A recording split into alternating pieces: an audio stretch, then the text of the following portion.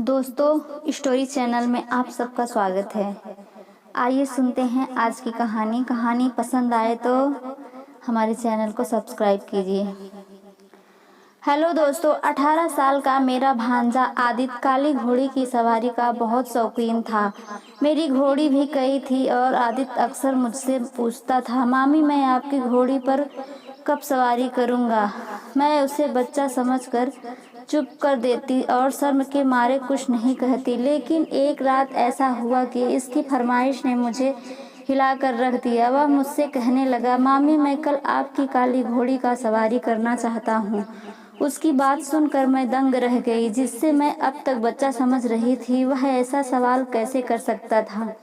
18 साल का लड़का मुझसे ऐसी फरमाइश करेगा, यह सोचकर मैं हैरान रह गई।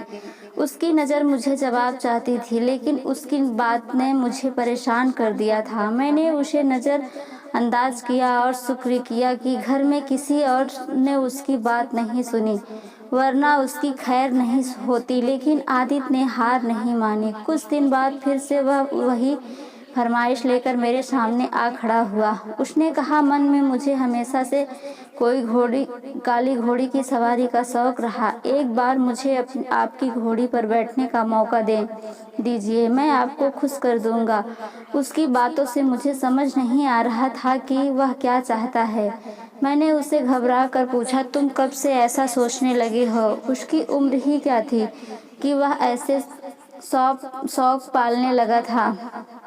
अगर घर वालों को इसकी भनक भी लग जाती तो कयामत आ जाती। कोई भी उसके इस शौक से वाकिफ नहीं था, क्योंकि सब उसे अभी बच्चा समझते थे। उसे पढ़ाई की तरफ ध्यान देने की ज़रूरत थी, लेकिन कुछ आवारा लड़कों की संगत में बैठने लगा था, जिससे उसकी सोच ऐसी हो गई थी। उसकी इस फरमाइश ने मुझे अंदर से झकझोर कर रख दिया था। 2 साल पहले मुझे एक शौक पैदा हुआ था, जिससे मैं सबसे छुपा कर रखा था और खूब बड़ा किया था। लेकिन अब वह गाली कभी नहीं मिला। जहाँ मैंने चाहा था, अब मुझे एक बार इजाज़त दे दो। वादा करता हूँ कि घर में किसी को नहीं पता चलेगा। वह राजधानी रखती शरारत से आंख मार कर बोला।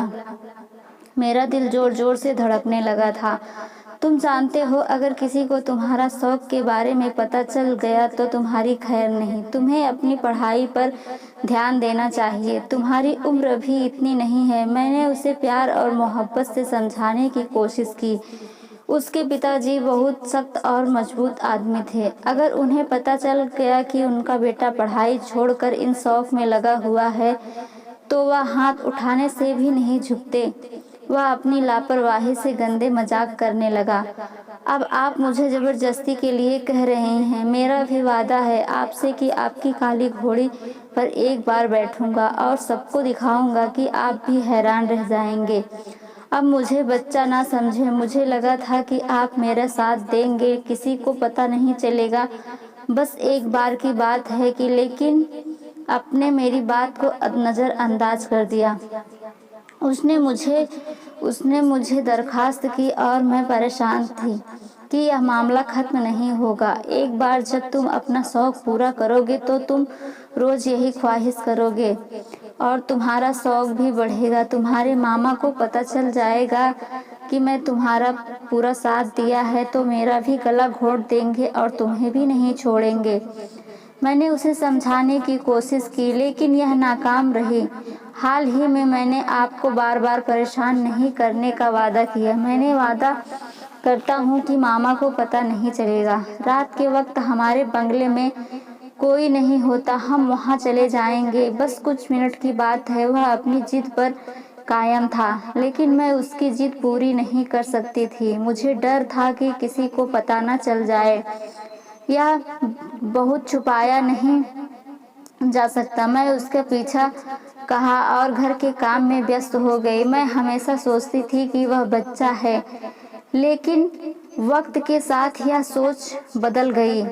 एक दिन मुझे शाम के वक्त एक फ़ोन कॉल मिले। मेरी बहन के पति ने बताया कि मेरी बहन की तबीयत बहुत खराब हो गई है और वह मुझसे मिलना चाहती है। यह सुनकर मुझे बहुत चिंता होने लगी। मेरे पति उस दिन घर पर नहीं थे और मैं किसी भी तरह से अपनी बहन से मिलने बिना चैन नहीं पा सकती थी। ऐसे में मेरे भांजे आदित्य का ख्याल आया। मैंने अपने पति से फ़ोन पर बात की और उनसे इजाज़त लेकर मैं आदित्य के साथ जाकर अपनी बहन से मिल सकती हूँ।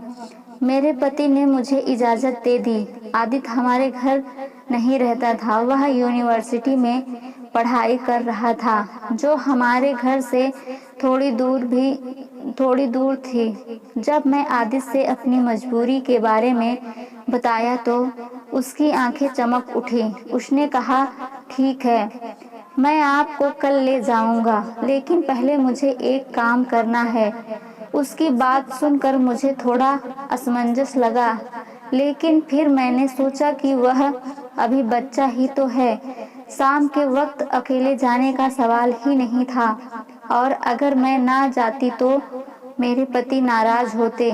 ले जाने से पहले एक छोटी सी जगह पर ले गया। वहाँ उसकी असल मंशा सामने आ गई, जिससे मैं हैरान रह गई। मैंने उसे हमेशा एक बच्चे के रूप में देखा था, लेकिन उस रात उसकी हरकतों ने मेरी आंखें खोल दी। अब वही बच्चा नहीं था जिसे मैं जानती थी। जब मेरी शादी हुई थी तब 10वीं कक्षा में पढ़ता था और अब वह यूनिवर्सिटी का छात्र था। वह अपनी माँ का लाडला था और उसकी हर जरूरत का खास ख्याल रखा जाता था। यह अनुभव मुझे अंदर तक झकझोर गया। कहानी की शुरुआत में मेरा भांजा मुझे एक शर्मीला और डरपोक बच्चा लगता था।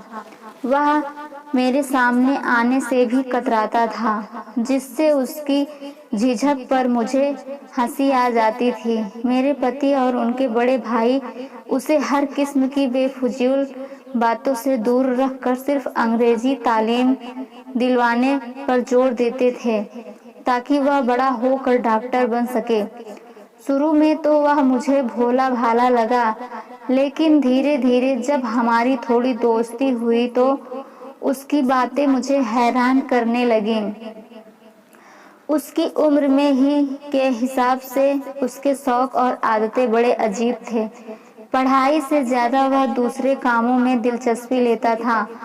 इतनी छोटी उम्र में ही वह लड़कियों के सामने बहुत आत्मविश्वास से पेश आता था, जिससे मुझे बहुत अजीब लगता था।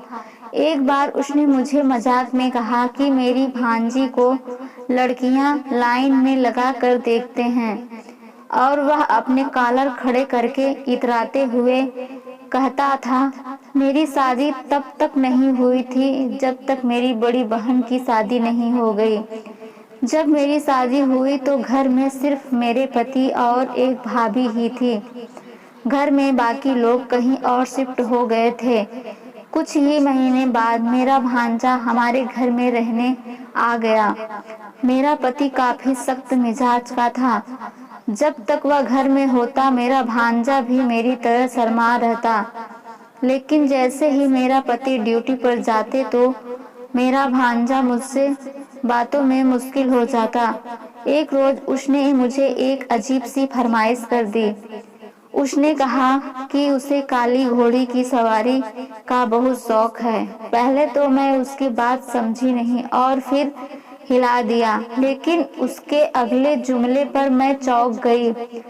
उसने कहा, आपकी घोड़ी भी तो काली है, कभी मुझे भी उसकी सवारी का मौका दें। मैंने उसे कोई जवाब नहीं दिया और ऐसे जाहिर किया जैसे मैंने कुछ सुना ही नहीं, लेकिन उसने इस बात का जिक्र बार बार किया।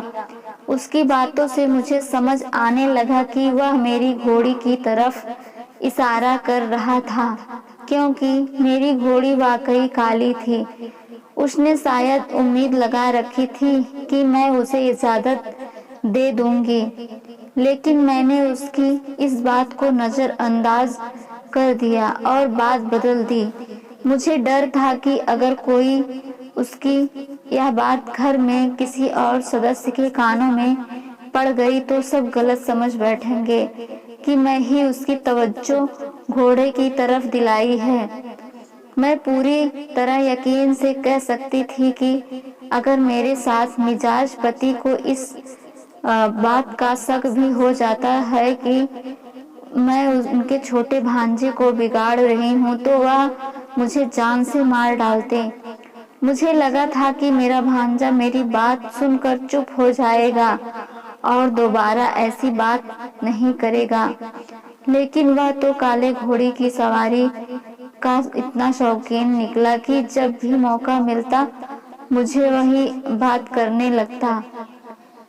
मैं उसे समझा बुझा कर मुस्कुरा देती और कोई बहाना बना देती। कुछ दिन और बीत गए, लेकिन वह जिद पर आ गया।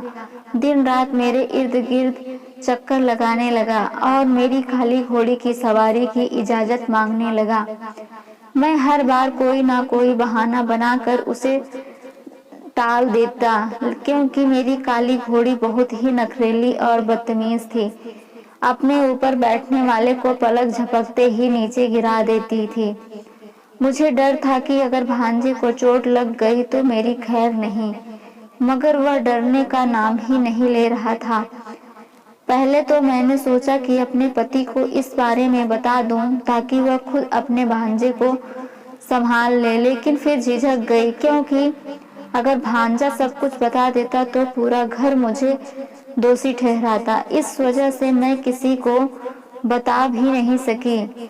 मैं कुछ दिन भांजे के सामने आना ही छोड़ दिया, लेकिन उसकी जिद और बढ़ती जा रही थी। उसकी बढ़ती हुई जिद देखकर मैं घबरा गई थी। फिर एक दिन मेरी बहन की तबीयत अचानक बिगड़ गई और मुझे भांजे की मदद की जरूरत पड़ी। उसने इसका फायदा उठाकर अपनी बात मनवा ले। मैंने सोचा कि बच्चा है, कुछ नहीं कर पाएगा और जल्दी ही थक जाएगा, लेकिन मेरा यह ख्याल गलत साबित हुआ। वह बच्चा बहुत ही तेज निकला। जब वह अपनी सवारी पूरी करके लौटा तो पसीने से तरबतर था और उसका चेहरा जोर से लाल हो रहा था। शुक्रिया, मन में मुझे बहुत मजा आया। वह मुझे देखकर मुस्कुराते हुए बोला। मैं इतनी हैरान थी कि कोई जवाब नहीं दे पाई। वह आगे बढ़ा तो मैं भी खामोशी से उसके पीछे पीछे चल पड़ी। रास्ते में भी वह मुझे घोड़े की बातें करता रहा और फिर बोला, आपने ठीक कहा था मामी, मैं आज मुझे इतना अच्छा लगा कि आपने शौक पूरे करता रहता हूँ। लेकिन अब वह मेरे साथ देने लगे हैं और मुझसे वादा लेने की कोशिश कर रहा था। मैंने सहमति में सिर हिला दिया। अब मैं यह देख चुकी थी कि वह जितना माहिर था कोई भी और नुकसान नहीं कर सकता था। जब तक हम मैरी पीके पहुंच, रात काफी हो चुकी थी। मैं अपने भांजे को आराम के लिए उसके कमरे में भेजकर खुद अपनी बहन के पास बैठ गई। मेरा भांजा इतना थका हुआ था कि बिस्तर पर गिरते ही सो गया और खाना खाने की भी हिम्मत नहीं थी। मेरी बहन ने सोचा कि शायद वह पढ़ाई वगैरह में व्यस्त रहा होगा, इसलिए थक गया है, लेकिन मुझे याद आया कि उसे बंगले से लौटने के बाद की एक मंदिर यात्रा ने उसे थका दिया था। हमारी डायरी में यह दर्ज था कि घोड़े के अस्तबल में मौजूद नसों में से एक काली घोड़ी मेरी खास सेवा में थी। यह घोड़ी मुझे शादी के तोते के रूप में मेरे पिताजी ने दी थी और जब से मैं ब्याह कर आई थी मेरे भांजे की नजर इस काली घोड़ी पर ही टिकी रहती थी। वह जोश में आकर मेरी काली घोड़ी पर हाथ फेर रहा था, फिर उसे खोलकर अस्तबल से बाहर निकालकर मैदान में ले आया गया और उसकी सवारी करने की तैयारी करने लगा। मेरी घोड़ी का स्वभाव बहुत अच्छा था और मुझे लगा कि इतना छोटा लड़का उसे सवारी नहीं कर पाएगा, इसलिए मैंने उसे इजाजत नहीं दी थी। लेकिन आज मैंने यह सोचकर इजाजत दे दी कि वह घोड़ी की सवारी नहीं कर सकेगा, और अगर कर भी लिया तो ज्यादा देर तक नहीं टिकेगा, क्योंकि मेरी घोड़ी बहुत नखरेली थी और किसी को अपनी सवारी करने नहीं देती थी। लेकिन मेरा भांजा महारथी निकला। उसने घोड़ी पर सवारी की और मैं आश्चर्यचकित रह गई। मुझे यकीन नहीं हो रहा था कि वह इतना छोटा बच्चा इतनी अच्छी तरह से घुड़सवारी करता है। वैसे तो यह हमारा खानदानी शौक था और मेरे सभी भाई बहन घुड़सवारी में माहिर थे, लेकिन उसने जो दिखाया वह अविश्वसनीय था। लेकिन मुझे हमेशा इस बात का डर सताता था कि कहीं कोई उसे घुड़सवारी करते हुए बड़ों से भी ज्यादा समझदार और चालाक निकलते हैं। इस उम्र में हर बच्चे को घुड़सवारी का शौक होता है और जब उन्हें मौका मिल जाता है तो वह रेस खत्म होने तक सवारी जारी रखते हैं। दोस्तों, अगर आपको यह कहानी पसंद आई हो तो चैनल को सब्सक्राइब जरूर करें। धन्यवाद।